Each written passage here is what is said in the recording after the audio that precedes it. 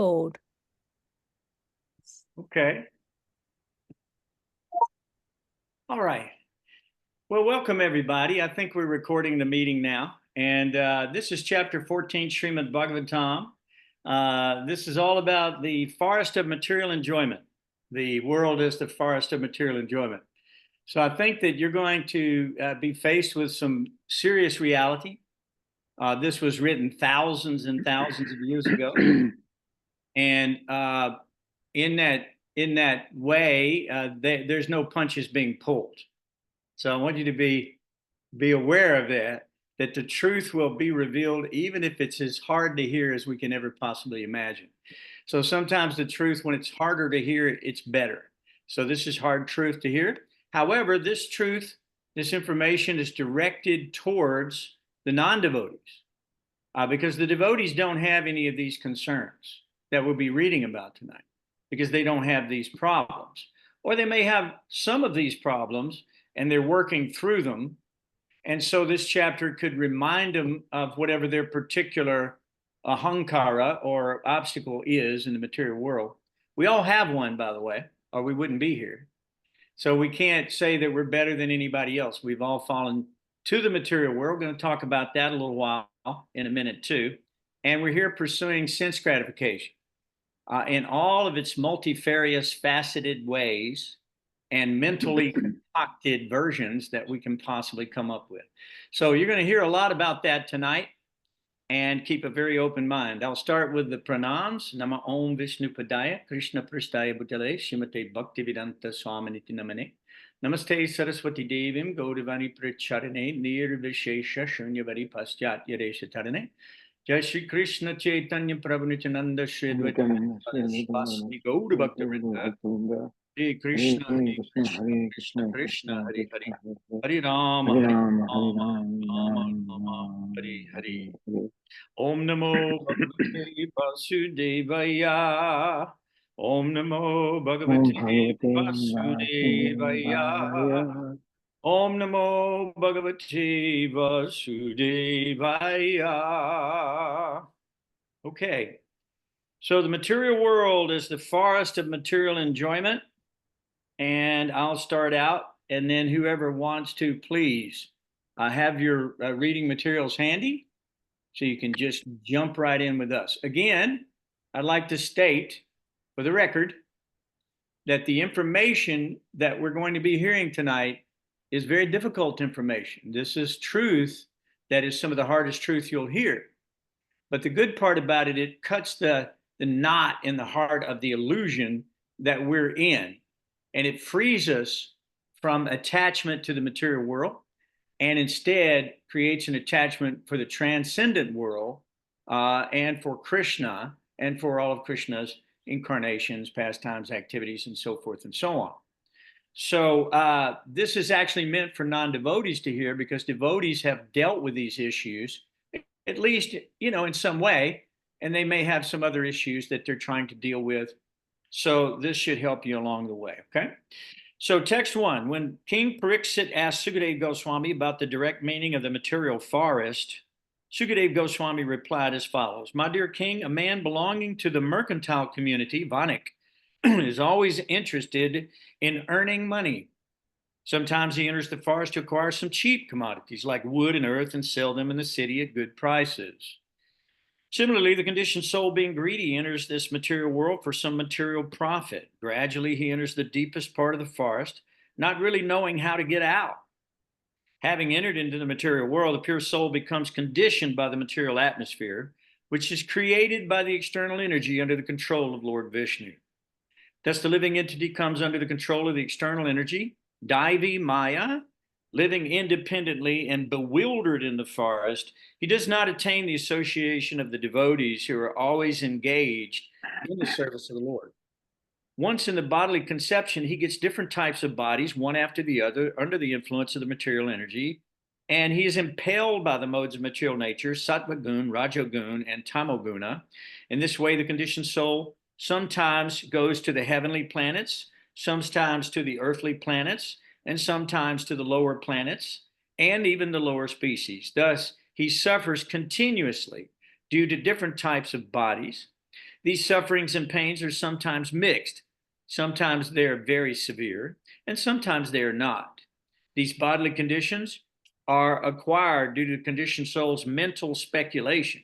He uses his mind and his five senses to acquire knowledge, and these bring about the different bodies and different conditions. Using the senses under the control of the external energy, Maya, the living entity suffers the miserable conditions of material existence. He is actually searching for relief, but he is generally baffled, although sometimes he is relieved after great difficulty. Struggling for existence in this way, he cannot get the shelter of the pure devotees who are like bumblebees engaged in the loving service of the lotus feet of Lord Vishnu. Text 2. In the forest of material existence, the uncontrolled senses are like plunderers.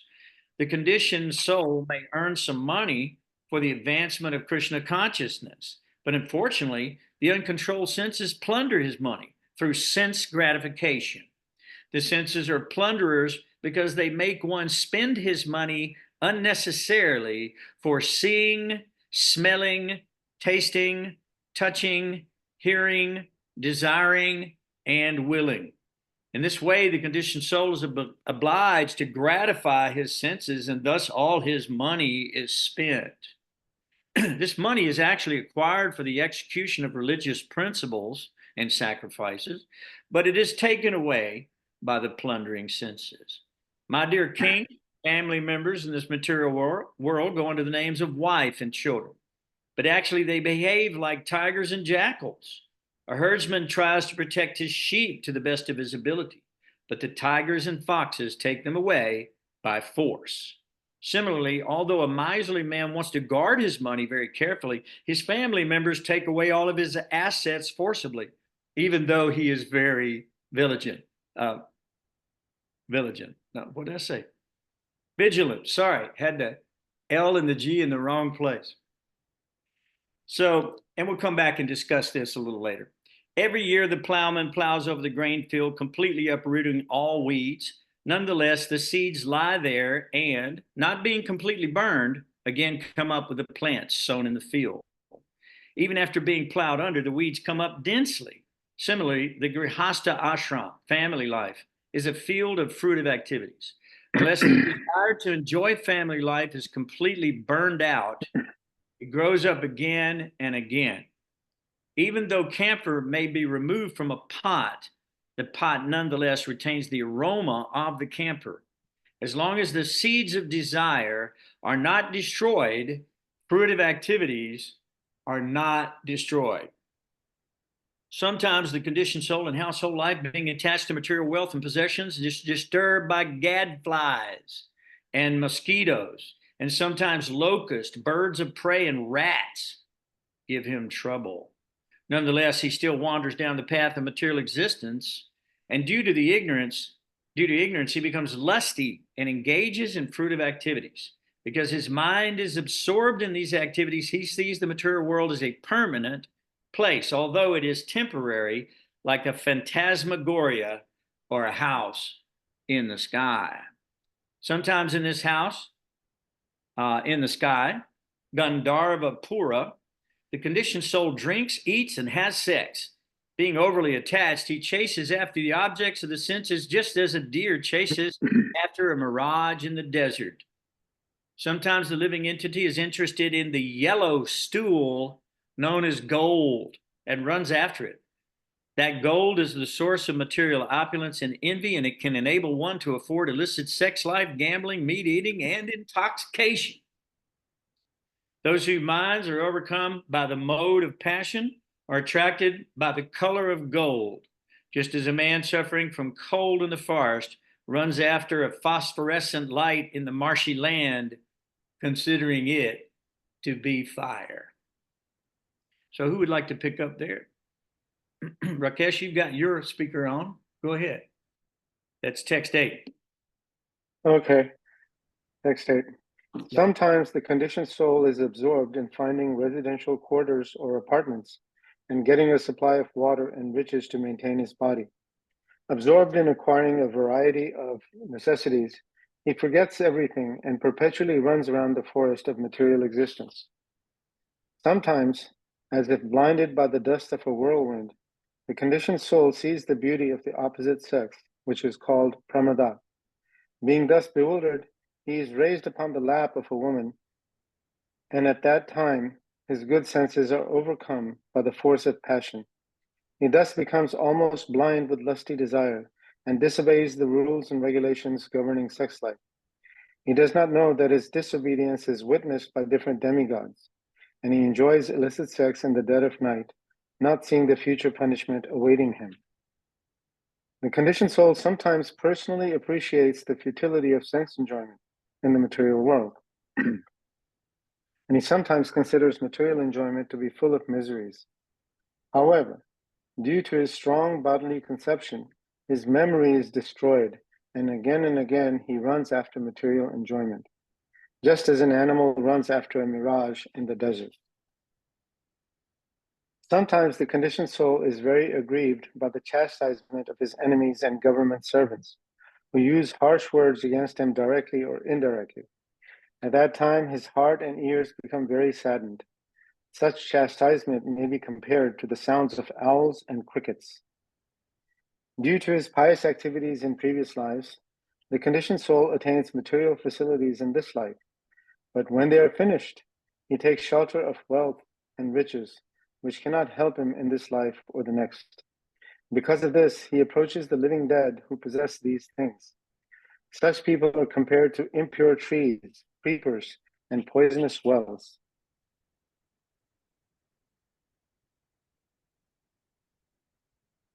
Sometimes, to mitigate the stresses in this forest of the material world, the conditioned soul receives cheap blessings from atheists.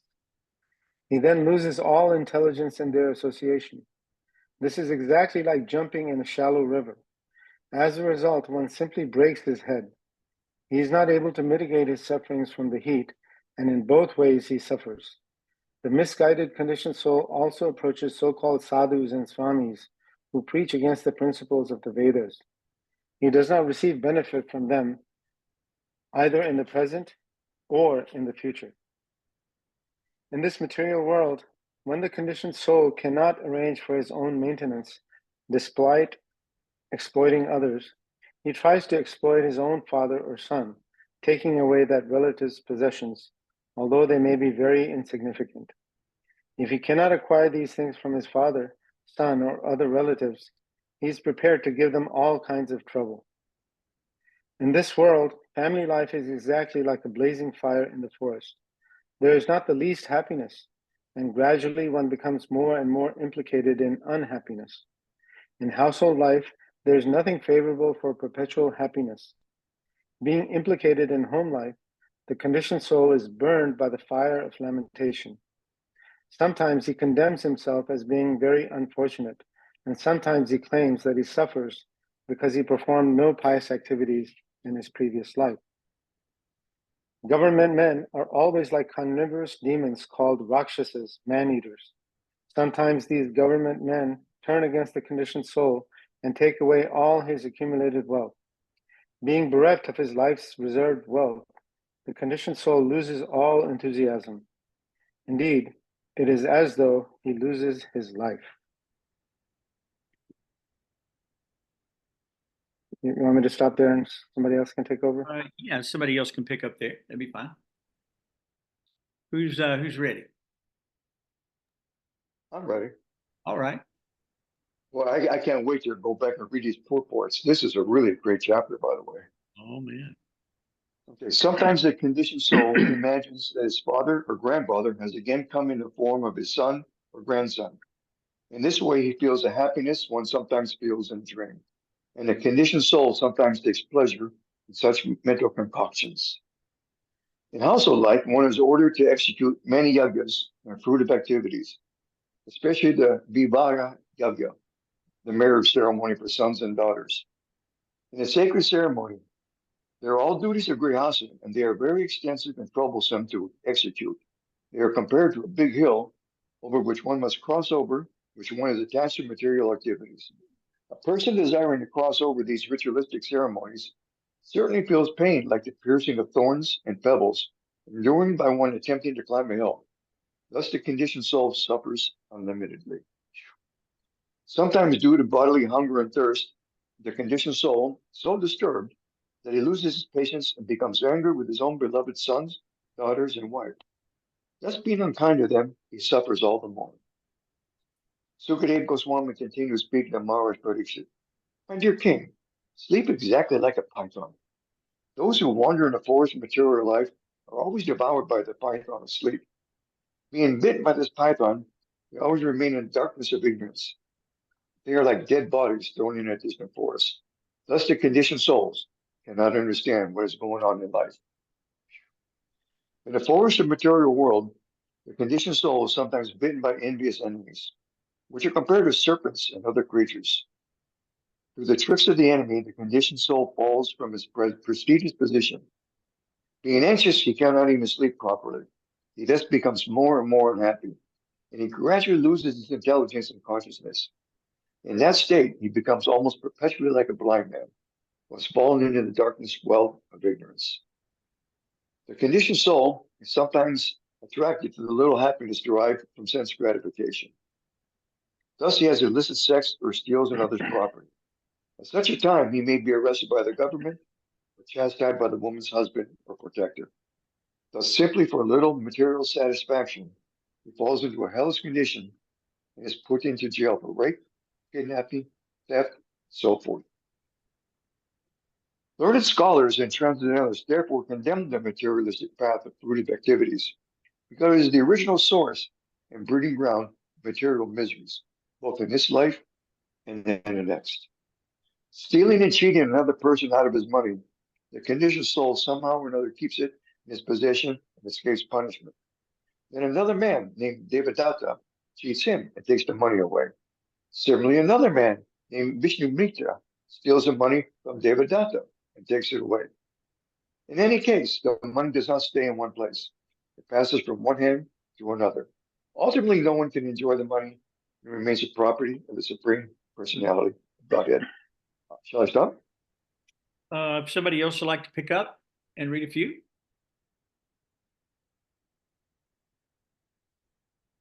Who's next? Who wants some nectar? Raghavati, why are you not speaking up? I was letting the new people speak up. Where are they? Why are they not reading? Everybody's welcome to read, guys. You can read. It doesn't really matter. We're here to read together, and we love it. When you read, it makes us very happy. I can read for a bit then. Read a little bit, and then somebody else get ready, okay? Get ready, yeah. All right, here we go. We're on number 26, yes? What was it? What was the last 25. one? 25. Okay. Being unable to protect himself from the threefold miseries of material existence, the conditioned soul becomes very morose and lives a life of lamentation. These threefold miseries are miseries suffered by mental calamity at the hands of the demigods, such as freezing wind and scorching heat. Miseries offered by other living entities, and miseries arising from the mind and body themselves. As far as transactions with money are concerned, if one person cheats another by a farthing or less, they become enemies. In this materialistic life, there are many difficulties, as I have just mentioned, and all of them are insurmountable.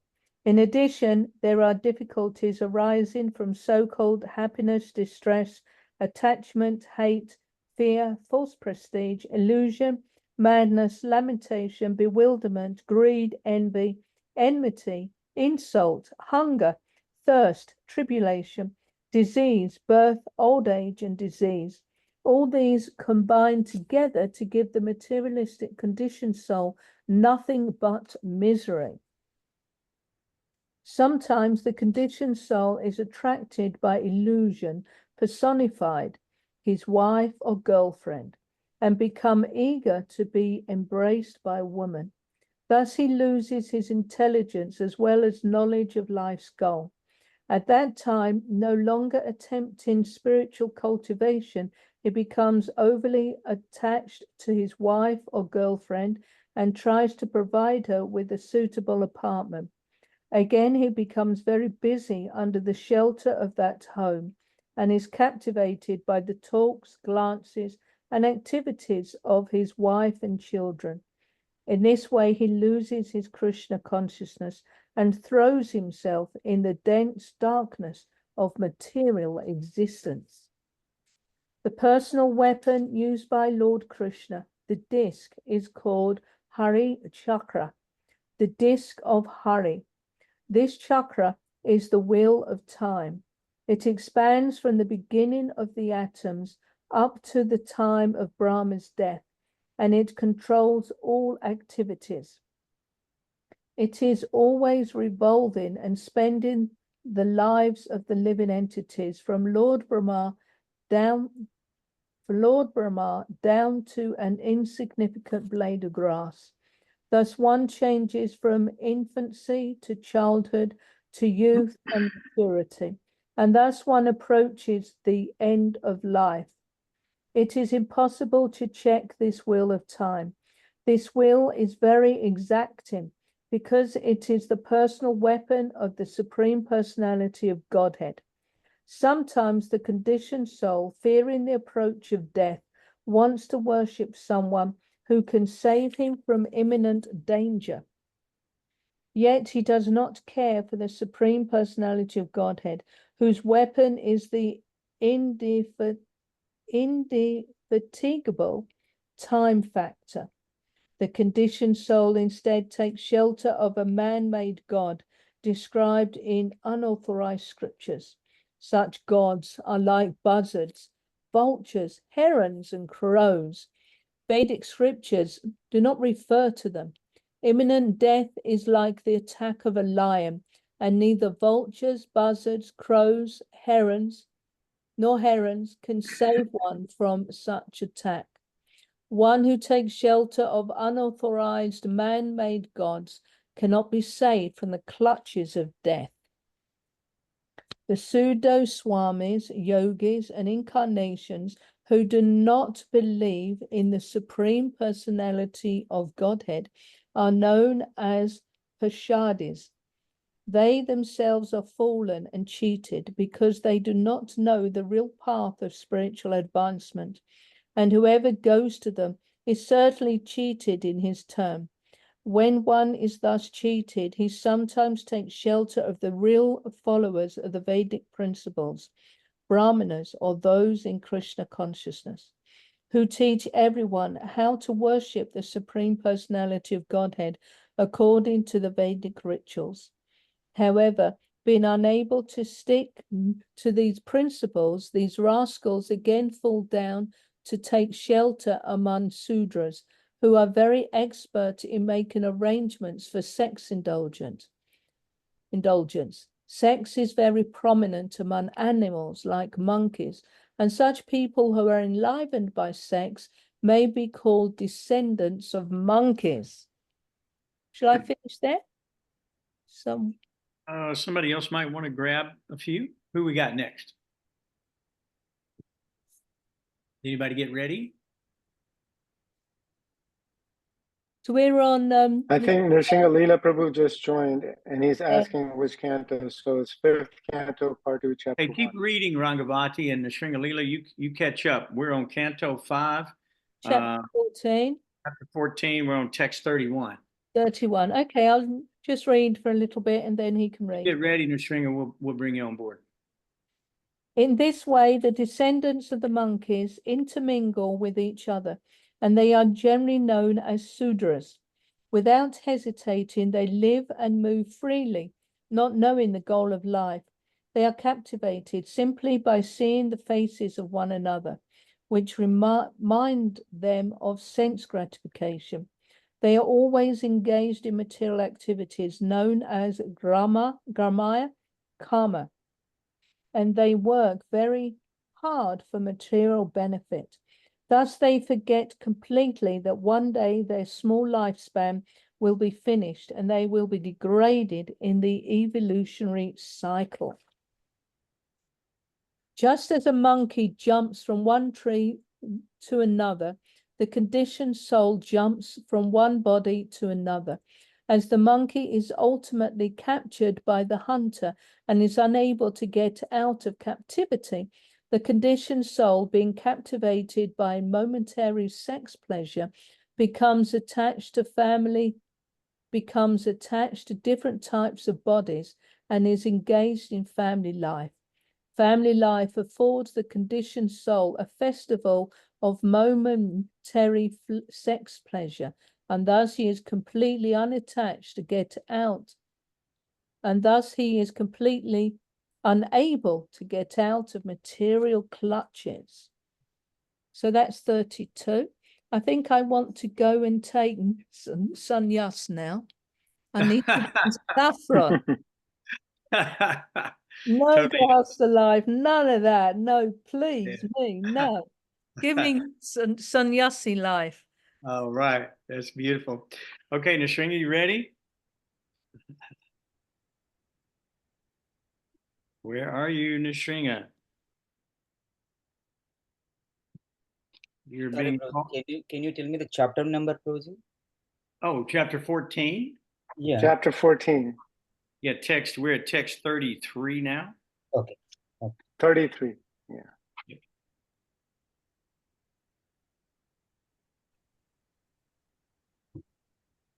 Also, Shrutadeva and Uddhava and others, Nanda, Sunanda, and other leaders of liberated souls who are constant companions of the Lord are protected by Lord Balarama and Krishna. Are we in the right place? Let's make sure we're Is in the that right. right one? Is Okay. it right? What text are you reading and from what chapter? Okay. Oh, sorry. Okay. Sorry, Prabhuji. Someone can carry. I'll get the canto. All right. So here we go. We're in text 33, and I'll read a little bit. In this material world, when the conditioned soul forgets his relationship with the Supreme Personality of Godhead and does not care for Krishna consciousness, he simply engages in different types of mischievous and sinful activities. He is then subjected to the threefold miseries, and out of fear of the elephant of death, he falls into the darkness found in the mountain cave. The conditioned soul suffers many miserable bodily conditions, such as being affected by severe cold and strong winds. He also suffers due to the activities of other living beings and due to the natural disturbances. When he is unable to counteract them, he has to remain in a miserable condition. He naturally becomes very morose because he wants to enjoy material facilities. Sometimes conditioned souls exchange money, but in due course of time, enmity arises because of cheating. Although there may be a tiny profit, the conditioned souls cease to be friends and become enemies. Sometimes, having no money, the conditioned soul does not get sufficient accommodations. Sometimes he doesn't even have a place to sit, nor does he have other necessities.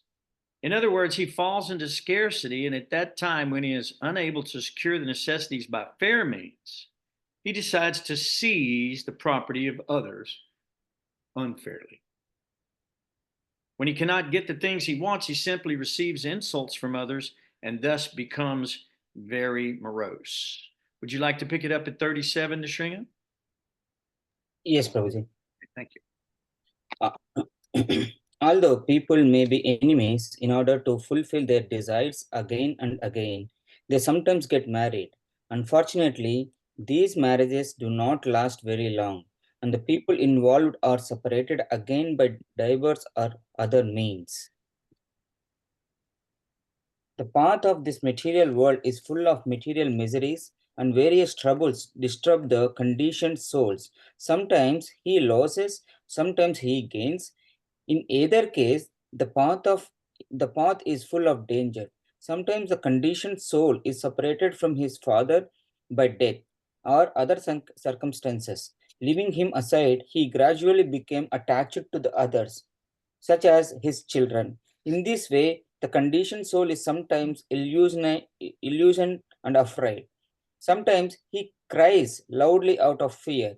Sometimes he is happy maintaining his family, and sometimes he is overjoyed and sings melodiously. In this way, he becomes entangled and forgets his separation from the Supreme Personality of Godhead since time immemorial.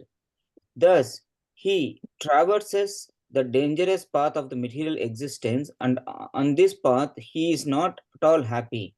Those who are self-realized simply take the shelter of the Supreme Personality of Godhead in order to get out of this dangerous material existence. Without accepting the devotional path, one cannot get out of the clutches of the material existence. The conclusion is that no one can be happy in material life. One must take to Krishna consciousness. Saintly persons who are friends to all living entities have a peaceful consciousness.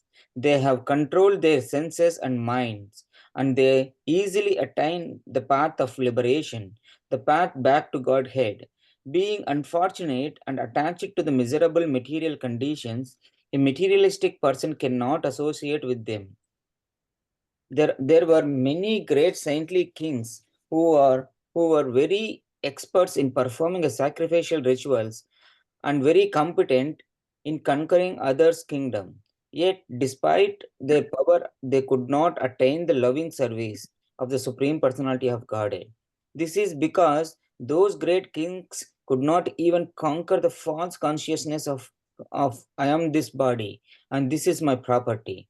Thus, they simply created enmity with the rival kings, fought with them, and died without having a discharged life's real mission. When the conditioned soul accepts the shelter of the creeper of fruitive activity, he may be elevated by his pious activities to higher planetary system and thus gain liberation from hellish conditions. But unfortunately, he cannot remain there. After reaping the results of his pious activities, he has to return to the lower planetary system. In this way, he perpetually goes up and comes down.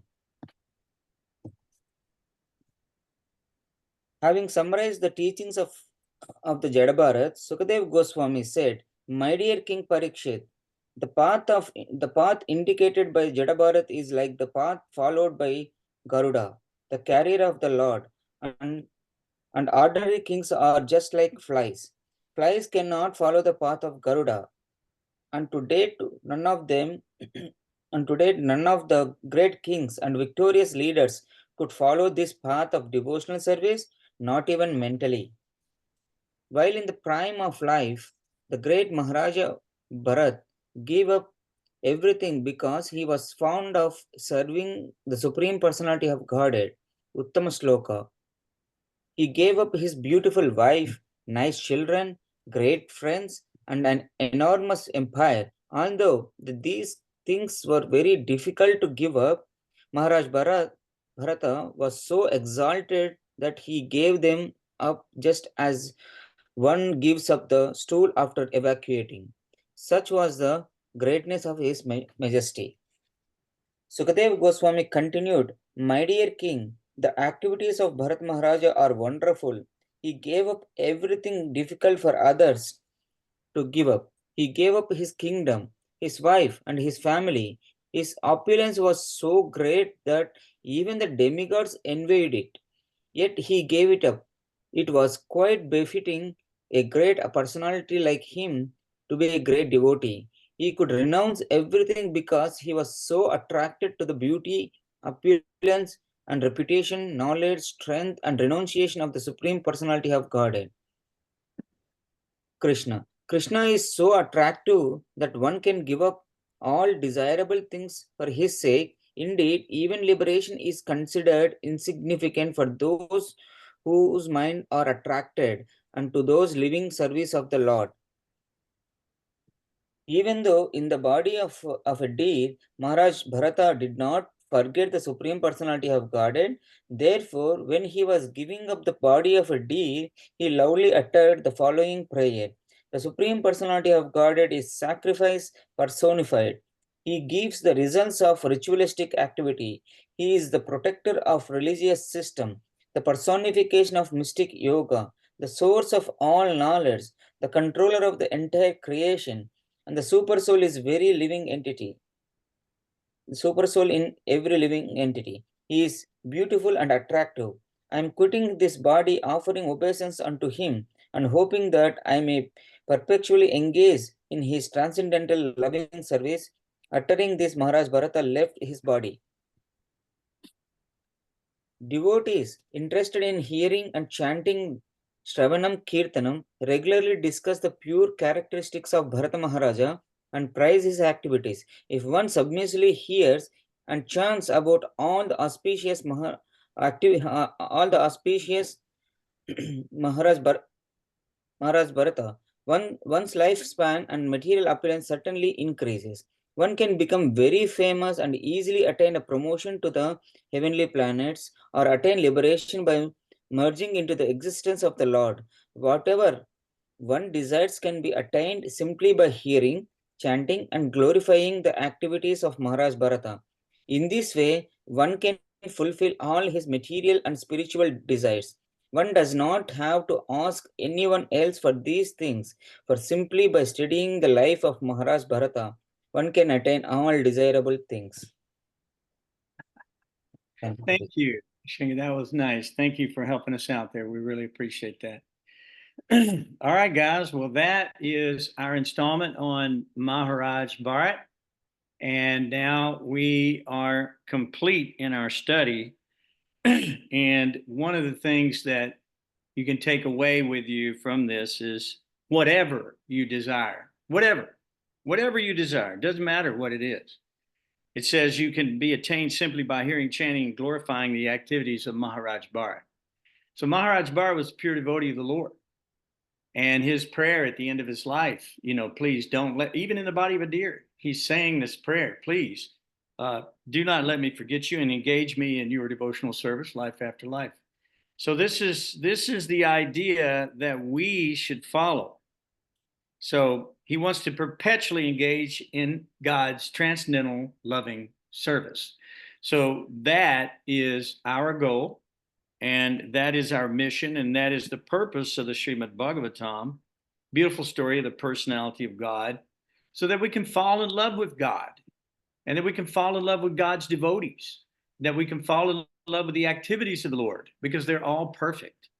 And we can fall in love with his incarnations, his various incarnations, which come to deliver us and to protect us again and again and again and again in all these different incarnations. As a matter of fact, in the next chapter later, I don't know, we'll read this about Maharaj Gaya, but Maharaj Gaya was such a perfect devotee that the Lord and Brahma, all the demigods, used to come down to his fire sacrifices. He'd be having a big sacrifices, and they would take directly in the participating in the sacrifice and accepting the oblations directly to them. So God does come. He comes again and again and again and again, just like waves crashing against the shore. Why? To deliver us and to reestablish the principles of religion and to annihilate the miscreants, right? Vinashayasa chadushkatam, right? So that's the idea. I want to reestablish these forgotten principles of religion. So are there any questions about this chapter so far? I mean, it's heavy stuff. It is just like a knife cutting all the Maya out of the heart of a person, all of the attachment out of the heart of a person, and reestablishing God as the actual true source of everything. We're seeking sense gratification here in the material world, which means to apply an object of a sense to the sense itself. Normally that calls some rubbing or masticating or something that you have to do to enjoy the material world, either eating, sex life, whatever it might be, seeing, smelling, tasting, all of these senses. But what has happened is we've become obsessed. And now we see the results of that obsession in various perversions, such as rape, theft, gluttony. We see gluttony. We see people who are completely been out of shape because they don't have a higher taste. So in the Bhagavad Gita, Krishna says that abstaining from these lower activities and attaining a higher taste, see, one can become fixed in consciousness. So our goal is to get a higher taste, and that higher taste is exemplified by Maharaj Bharat in the practice of devotional service. And we can see that in his life and his activities, and in the great kings such as Gaia coming up, and all of the great devotees that we've talked about so far. So is there any questions about this chapter that anybody has before we kind of recap it just a little bit? I have a question. All right.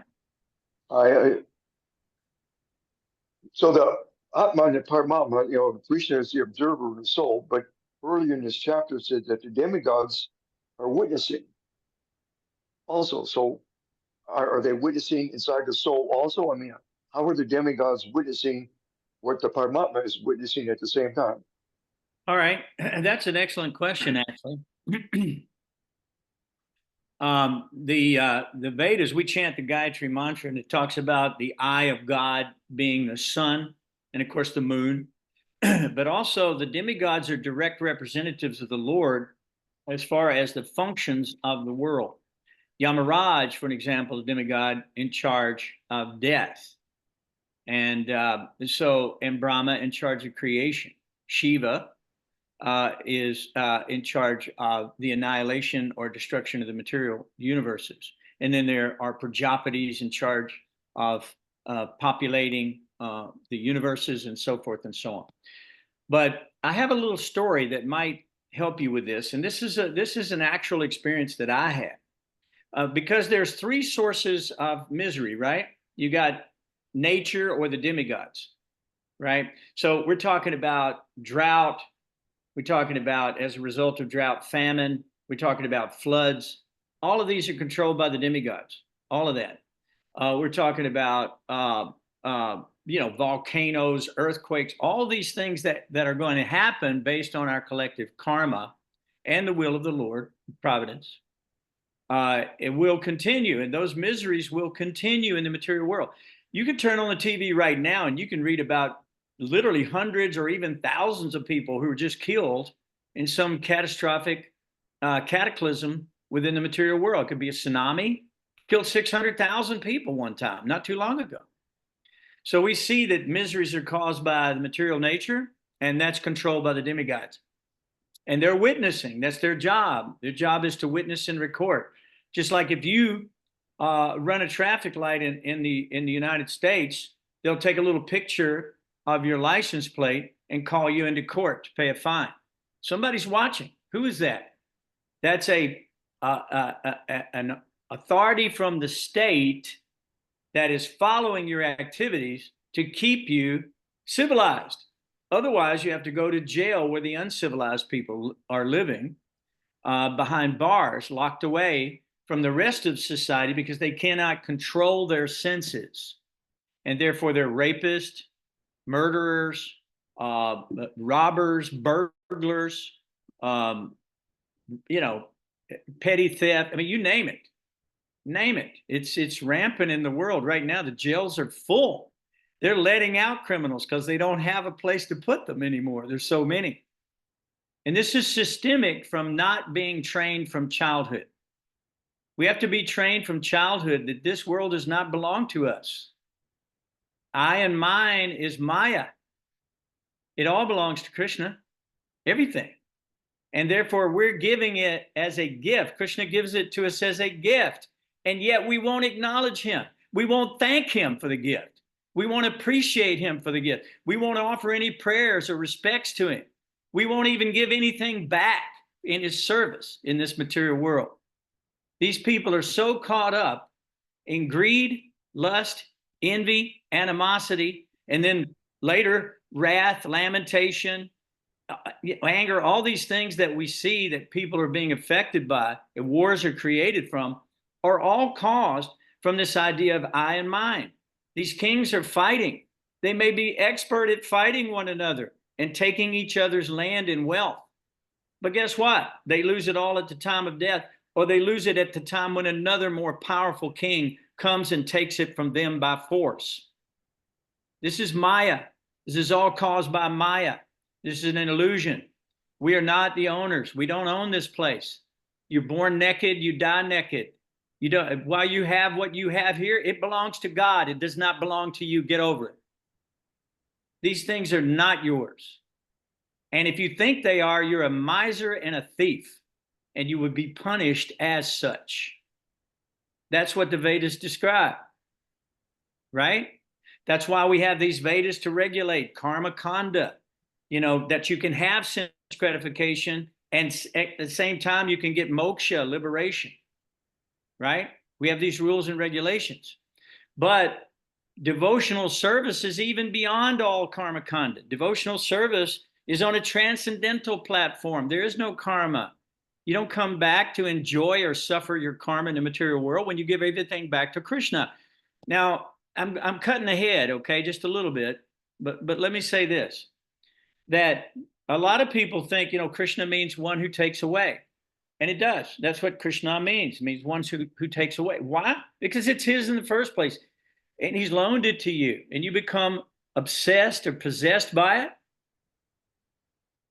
That's not to your benefit. You're simply getting more and more karma from that obsession and that possession and that false identification with the body and the world and the family as if it were yours. No one has created this but Krishna. Can you name someone else who's created it? Where are they? The scientists will tell you it's primordial soup. Okay. You believe that? Okay, worship primordial soup if that's what you want to do. But that has nothing to do with reality.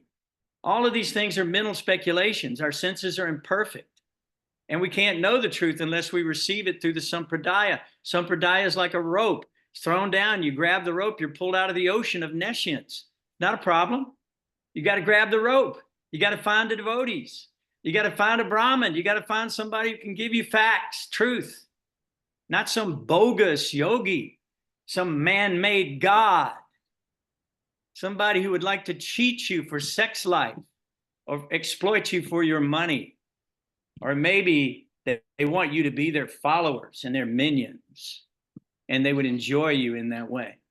This is going on rampantly in the material world since time immemorial, and we see it in all of history. So it's our time to wake up.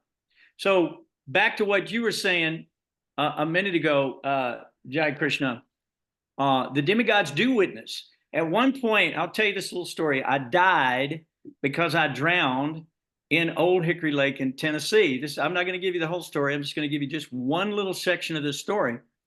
But when I drowned, I knew I was drowning. I knew I was dying. My body cramped up. I was a little boy, 8, 9 years old. And we've been playing too hard. And I just cramped up. I was out in the middle of the water too far. I shouldn't have been out there. My brother and I were playing. And as I was sinking to the bottom of the lake, I could feel the coldness and I could feel the grass coming up. And landing at the bottom, I couldn't hold my breath any longer, and I took a big, deep breath of water. At that point, within a few moments, I blacked out. And I thought to myself, oh no, here I go again. Now that's uncanny for an 8 or 9-year-old boy to feel that way. But I felt like, oh no, here I go again. Have I actually gotten myself into the mouth of death again somehow, into the jaws of death? Well, I don't know, 10, 15 minutes later, I find myself flying around in the air above the scene. My brother by then had drugged me out of the water by my hair, and I was laying there dead on the shore. And I was looking down at this little body, and I thought, man, I don't want to go back to that. I don't want to go back to that situation. That's miserable. I had no interest in it, but I looked up to the sky and I saw silhouettes of individuals discussing my fate. And you give me a Bible, give me a Bhagavatam, give me Gita, I'm telling you the absolute facts as I remember them. And I realized that they were discussing what was getting ready to happen to me. So I started kind of praying to them, going, please let me come to you. Please, please take me to you. But my brother was beating me on the chest telling me to wake up, wake up, wake up. He couldn't get me to wake up. And I was screaming at him, but he couldn't hear me. And I saw everything in 3D vision, man, everywhere. I could see everything all around me very clearly. I can't forget it. As a matter of fact, there was a couple on down the way there. They were under a blanket. And, you know, I mean, they'd come out obviously to become amorous during the day over by the lake. I saw this as a little boy. I remember this there. And I thought to myself, wow, my brother can't hear me. And I'm telling him, leave me alone. I'm fine. Don't worry about it. I'm good. And about that time, I could see that these silhouettes had made a decision that it wasn't time for me to go. And all of a sudden, my brother screamed out the words, "If you die, Daddy will kill me." So he took his hand and hit me right at this little bone right here in the chest. And I expurgated all of this hot molten water that had been in my body, you know, for 10 minutes or 15 minutes. I mean, I've been gone for a long time.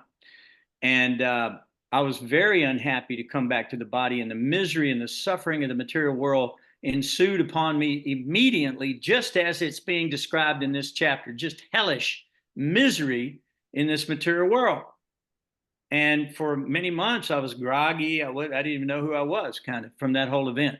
But we never went to the doctor or anything because my brother was afraid we'd get in trouble. So I probably needed oxygen, and I've lost most of my brain cells. So I have to apologize for my inability to be a devotee of the Lord. I'm trying. I'm trying. But I don't have enough brain cells, apparently, to do it anymore. So certainly not qualified either in any sense of the word. But the idea is that, yes, the demigods are looking at you. The eye of God is seeing you in the day, and at night, the moon. So like that. That's why you see in a lot of these sacrifices, they go on the dark moon night with the black sheep, and they bleed it, gut its throat, bleed all the blood out of the thing, and then they eat it. They do that so God can't see. Because God has told them in the Bible, he says, I believe it's in Ecclesiastes, I'm trying to remember, I'll get you the exact quote, but he said, I turned my back on your burnt offerings of flesh. God is not interested in these things. Patram pushpam phalam toyam yo me bhaktya prayachati. Krishna says, offer me with love and devotion, leaf, flower, fruit, and water. I will accept. But he doesn't say gutted a sheep on a dark moon night. He never requested such a thing. So, okay. So I don't know if I answered your question. I might have got a little bit off the track there, but I hope I did. What do you think? Well, Prabhu, as always, Swami, I enjoy listening to you every single time, every single Monday night. The story you described, not story, I mean, the reality of what happened to you as a child, I think you should write an article for BTG, because they're always looking for people just to write an article. That was moving. Well, it was moving to me. I'll tell you that. It changed my life. I began to realize that there is something beyond the material world, that there's life beyond death. Actually, the realization I came to at about 8 or 9 years old is that, hey, this thing here, this ain't it. It's what lies beyond here is what is it. And if we don't concentrate on that, then we're missing the whole point. Our life is useless. It says that our life might as well, our breathing might as well be no better than the bellows of a blacksmith shop. Unless we understand the meaning and the purpose of this life. Tato Brahma Jigasa. Who is God? Who am I? Why am I here? Who put me here? Where am I going? What am I supposed to be doing here? No one knows. No one knows. They're absorbed in sense gratification. They don't even care. You know, don't invite God to the party. Don't invite him to the school. We don't want him in the school. Maybe somebody might learn something about love and devotion. We don't want that here. No God. God, no God. We don't want God here. Right? They don't want him because they want to be able to act independently in any way, shape, form, or fashion that they so desire without any interruption or any regulation. So we see the outcome of that. The jails are full of liars, thieves, cheaters, rapists, robbers, murderers, dacoits of all description. Well, I've been going to the prison to preach since 1981. Rupanuga asked me to go to the prisons and preach at that time. And I started going to the prison. I've been going ever since. Here lately, since COVID, I haven't been able to go. They won't let us back in. I don't know why, but they won't let us back in. And we were going to maximum security penitentiaries. Every single one of these people committed an act of passion without thinking. And therefore, they gave up their freedom for years and years and years and years to come. Some of the guys are lifers in there. And they've given up their freedom for one moment of sense gratification, one moment of anger to satisfy anger. Do you think you're going to satisfy anger? Raise your hand if you think you can satisfy your anger. I see a hand raised.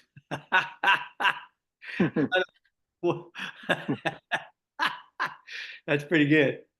But no, you can't satisfy anger. You can't satisfy lust. You can't satisfy greed. You cannot satisfy these things. It's not possible. Krishna says in the Bhagavad Gita, lust, greed, and anger should be given up. They're the all-devouring enemy of mankind.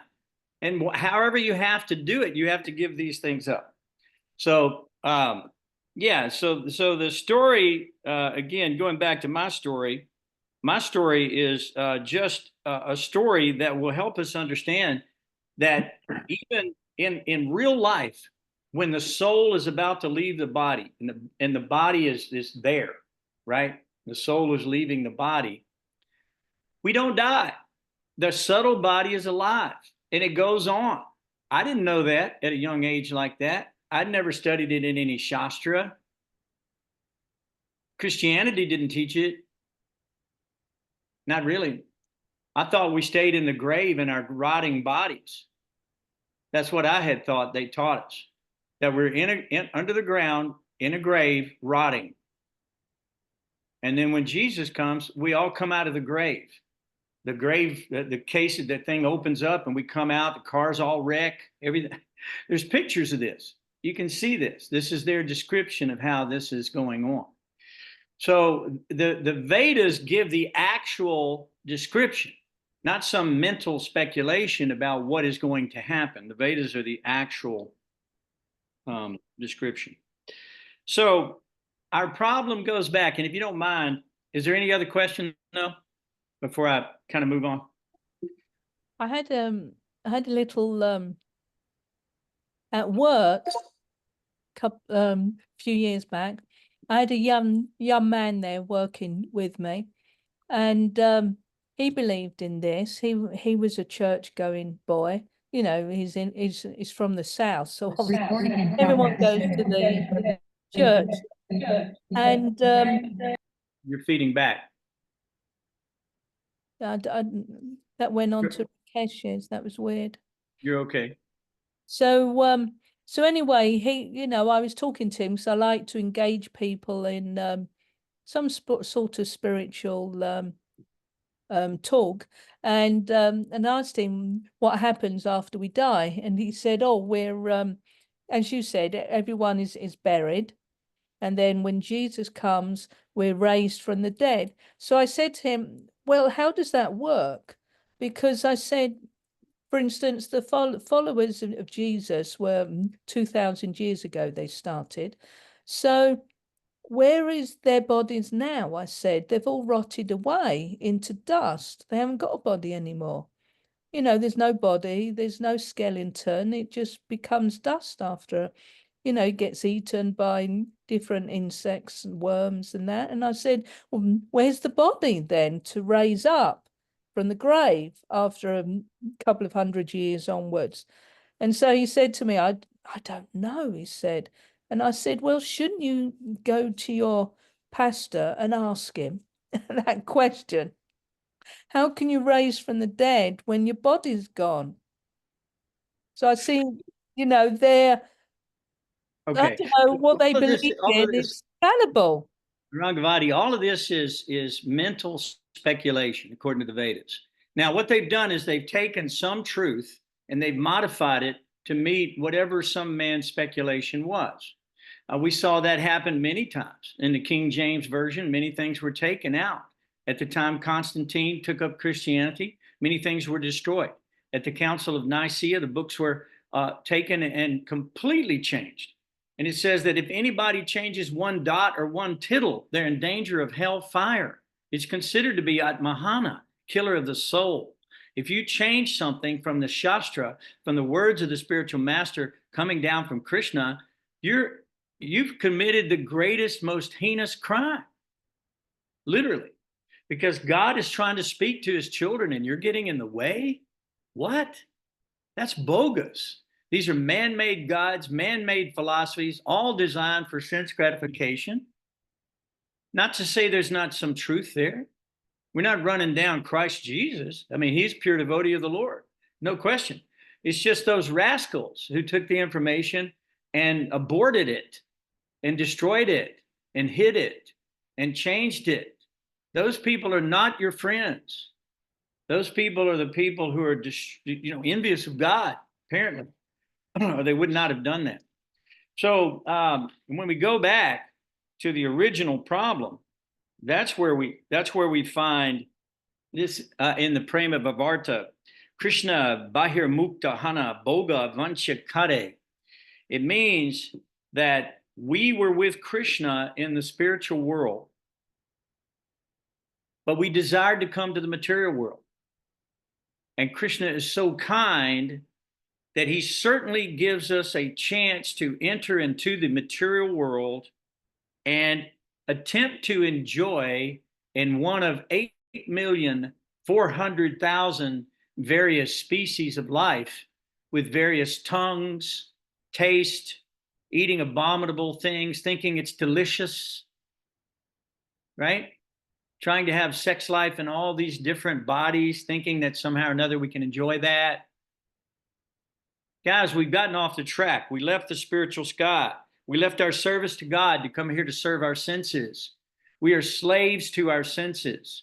Our senses are our masters. That's what it is. Think about it. And we run after them just like monkeys. So what happens is we become the descendants of monkeys in that environment. Talks about that here in this chapter. Guys, I want to show you this. We don't have time for this. I don't know if you can see this, but I got like 5 pages of this stuff here for you. I mean, it's, wait a minute, here it is. Look at here. All of this is meant for you tonight. I'm sorry, I can't get to it all. So I'm just kind of paraphrasing this for you, if you don't mind, because there's too much information in this chapter, but I promise you I will put it in our little booklet. Raghavati has convinced me to make this chapter a booklet in and of itself. She convinced me on the phone today. So I think we're going to have to make this a pamphlet because this is your idea. It wasn't mine. It was your idea. Your wonderful, fabulous idea. And I'm thinking of starting it straight away, actually, after this.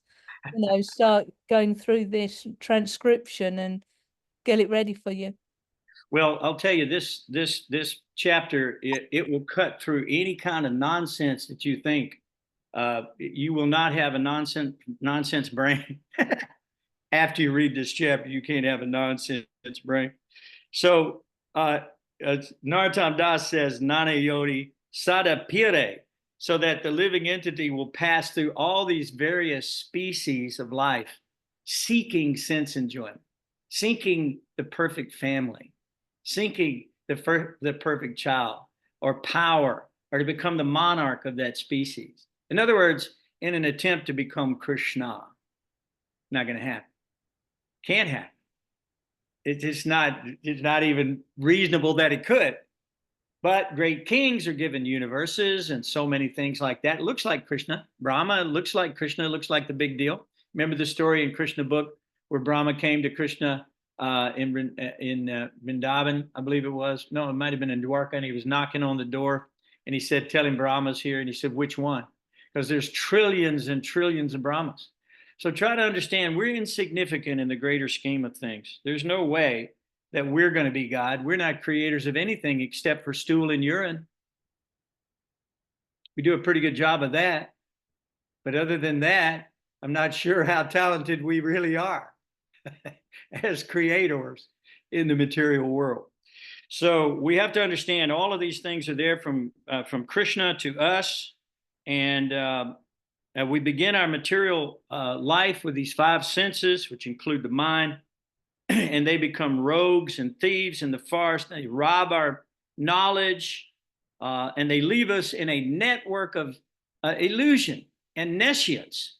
And there's so many bogus yogis out there and so-called man-made gods. You can read these stories. I can tell you several stories. There's one great story of Bhaktivinoda Thakur. I won't tell the whole story, but this bogus yogi had everybody convinced because he had some power, and it was in his hair, believe it or not. Kind of reminds me of the Hercules story, you know. But they found out that by cutting his hair, he had no more power. So this guy actually committed suicide because he had lost his power. So you see what I'm saying? These chapters, this particular chapter brings these things to life and shows us that everything must be offered in sacrifice. Krishna is the Lord of sacrifice. Yagyartit karma nonyacha loko yam karma bandhana. Tadartam karma kunteya mukta sangha samachara. You have to perform sacrifice. You are a sacrifice. Your life should be sacrificed for the sake of God's desire, for his will. You should be about the work of the Lord. You should find out what he wants, and you should try to get it to him by all means that have been made available to you, including wealth or whatever it is you have. You should try to use it in the service of the Lord, not to the detriment of the family. Obviously, we want to maintain body and soul together, and the house together. Take care of the children. Listen, this chapter is meant for people who are not devotees to become devotees, because by hearing about this malady and this circumstance that we're facing in the material world, we want to become devotees. Like Rangavati said, I'm going to take up a sannyasi. Here she's a lady. She wants to be a sannyasi. Can't blame her. And by the way, Maharaj Bharat showed the perfect example in the prime of his life. In the prime of his life, he gave it all up. How can we do that? So that is why this story is so profound and so beneficial to us. So in the material world, we're surrounded by envious people. And they're criticizing us, and they're plundering us, and they're trying to rob us of our wealth. We're being bitten by so many mosquitoes, blood-sucking mosquitoes, rats, worms, bugs. All these things are there to torture us and torment us in this material world. Still, we think we can be happy here. And there we continue to pursue these activities of sense gratification and become entangled more and more in karma. And thus, we become affected by the modes of material nature, and we're forced to act helplessly, driven. We're driven by these desires. Krishna says, Prakriti kriyamanani, gunai karmani sarvasha, ahankara vimudhadma, kartaham iti manyate. The bewildered spirit soul, under the influence of three modes of material nature, thinks himself the doer of activities which are in actuality carried out by nature, which is the demigods working for God. All these things are working together like that. Yet we think we're the doer. What nonsense. That's false ego. It's not true. It doesn't have anything to do with it. So in text 334 in Bhagavad Gita, Krishna says, attraction and repulsion for sense objects are felt by all the embodied living entities. But one should not fall under the control of the senses and sense objects, because they will be a stumbling block on the path of devotional service and on the path back home, back to Godhead. Krishna goes on to say that yeyata mang prapadyante tangstataiva bhajamyaham mamavart manuvartante manusya partha sarvasha. All of them, as they surrender to me, I reward accordingly, and everyone is following my path in all respects. So we're following Krishna's path either under the influence of Mahamaya or under the influence of Yoga Maya. So Krishna says in 9.3, those who are not faithful on the path of devotional service cannot attain me, but return to birth and death in the material world. So we have to remain faithful on the path of devotional service, and therefore we can attain to the spiritual world. So the best way, according to this chapter, to attain to the spiritual world or to any other benefit you may have. Let's say you want to become famous. Okay. Study the life of Bharat Maharaj. Say you want to become wealthy. Okay. Study the life of Bharat Maharaj. Say you want to go back home, back to Godhead. Okay. Study the life of Bharat Maharaj. Because by studying the life of the pure devotee and the prayer of that devotee, you too can become perfected. You can follow in those footsteps. And by doing that, you can too go back home, back to Godhead. There's no need to wander around in the material world and all these various species of life, trying to find a little something to drink, a little something to eat, a little sex life. Is that a big deal? It's a big deal, huh? All the animals in the yard are doing it right now. You think they're happy? There's a little kitty cat that just came up to my house, and it's dying of starvation. It's been thrown out. Nobody wants this little kitty cat. How did it end up in such a horrible condition, sitting in the hot sun, going, can't breathe, no food, no water, it's got mange all over it, bugs biting it. Mode of passion. That's the result of the mode of passion. Okay? So the idea is to give up these modes of material nature for Vasuddhasattva. That means beyond the material modes, to the transcendental life. So the devotees live a transcendental life. They're not of the material world. They may be in it, but they're not of it. Why are they not of it? Because their mind is absorbed in Krishna. They're offering their lives to Krishna. They're offering everything they have to Krishna, their families, their wealth, their house becomes a temple. Their food becomes the mercy of God. Non-devotional processes, very easy to perform. Just hear a little bit, remember, chant, say a few prayers, do a little service in the temple, serve the devotees. Like, what's the problem? It's not a big deal. And go back home, back to Godhead, even in this life. So don't become attracted by the yellow stool known as gold, because all it will do is give you facilities to perform more sinful activities and be more bound in the material world. So sometimes the living entity has had enough. Like a kid in a candy store, he's sick at his stomach, he's eating too much candy, he doesn't want any more. But later he forgets the pain and misery of the vomiting and all that he had from overeating the candy. And so now he wants candy again. So don't let this happen to you. Don't let Bhoga Tyaga happen to you. Bhoga Tyaga means rotating sense gratification and then renunciation. Sense gratification and renunciation, backpedaling. Don't want it. It doesn't feel that good. Once you've had enough of it, it's sickening, really. Think about it. So therefore, one should control the senses, not become victims of the senses. And by controlling the senses, transcend these three modes of material natures. So there's so much more here. I'm not even looking at my notes. I'm just talking, okay? Because if I look at my notes, we're going to go off here for a while. So let's don't do that. But if you can understand that the elephant of death is coming into your garden, and if your eyes are growing dim like mine, I can't see. Right? You got a loose tooth. You got some gray hair over here, right? You feel a little tired, about midday now. All of that is a sign that Krishna is going to be welcoming you into his presence shortly. So prepare yourself to meet the Lord. There used to be these people back when we were out chanting Hare Krishna in the 70s. These people would have a sign that says, prepare to meet thy God. They used to walk around with this sign all the time, prepare to meet thy God. And we were going, yeah, man, we're slapping them 5. We thought that was pretty cool. However they were going to do it, we weren't real sure, but it was a good thought. So don't get involved in this petty nonsense in the material world, entangling in the material world, trying to build a better house here.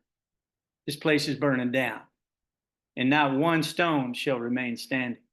Nothing will remain here. We used to have these songs back at the Murari band. It said, addicted to pleasures the cities hold, but the price you pay is your soul must be sold. So don't sell your soul to the pleasures of the city, right? And Bhaktivinoda used to say, the shining bottles charm their eyes and draw their heart's embrace.